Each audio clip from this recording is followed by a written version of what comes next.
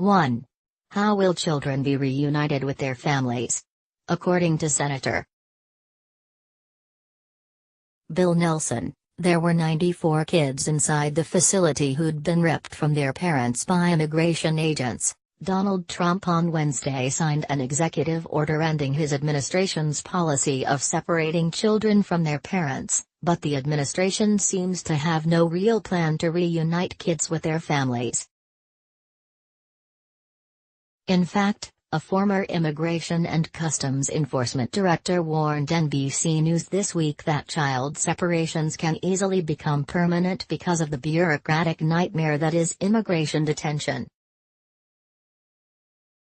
The Trump administration owes it to the world to explain how these children will leave Miami and find their parents again, in having no clear plans to reunify families, and relatively few precautions to ensure it. The Trump administration has created a potential humanitarian and political crisis that shows few signs of going away anytime soon. //t.co web link Mark Caputo, at Marca Caputo, June 21, 2018. About 70 children have been separated from their parents, the director estimated.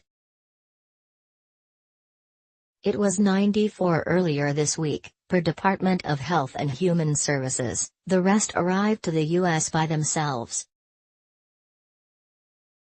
Only teenagers ages 13-17 are taken in at this shelter. It has room for 1,350, Patricia Matsei, at Patricia Matsei, June 22, 2018. 2.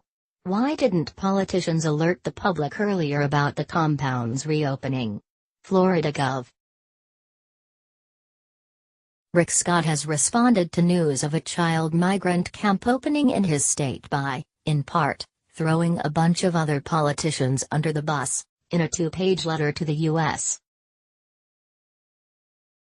Department of Health and Human Services, HHS. Yesterday, Scott disclosed that Florida's congressional delegation and state and local officials were told months ago that the Homestead shelter would reopen. The revelation raises questions about why not a single politician informed the public about it until New Times first reported Monday that the compound was holding more than 1,000 children. According to records Scott's office sent New Times after this story was initially published, the Department of Health and Human Services sent Scott's communications director John Tupps an email on February 7 stating that the facility was reopening. The message did not list what other lawmakers, specifically, were being notified along with Scott. The records state that politicians were also told in some sort of conference call. The disclosure raises further questions about whether Rep. Carlos Corbello, whose district includes the shelter, knew the facility was reopening. Corbello has not said a word publicly about the facility this week, but in general has said he does not agree with Donald Trump's policy of separating families that arrive at the U.S. border. Scott's disclosure also raises questions about when Democratic Representative Debbie Wasserman Schultz and Senator Bill Nelson learned the center was reopening. 3. How conflicted is Gov. Rick Scott? In Homestead, a federal compound housing as many as 1,000 migrant children is managed in part by a federal contractor based in Cape Canaveral called Comprehensive Health Services, which has held a contract at the Homestead camp since February 2018. Senator Bill Nelson says 94 children at Comprehensive Health's facility have been taken from their parents by U.S. immigration agents. According to a New Times review of past state documents, that contractor is operating in the Sunshine State thanks to a handy assist from Gov. Rick Scott's administration. In December 2016, Comprehensive Health announced a new project that would create 150 new jobs at its Cape Canaveral headquarters, and in exchange, the state in July 2017 awarded the company a $600,000 qualified target industry tax incentive package. But just as Scott was negotiating that tax break, Comprehensive Health was hashing out a deal with the feds to pay a $3.8 million settlement to the U.S.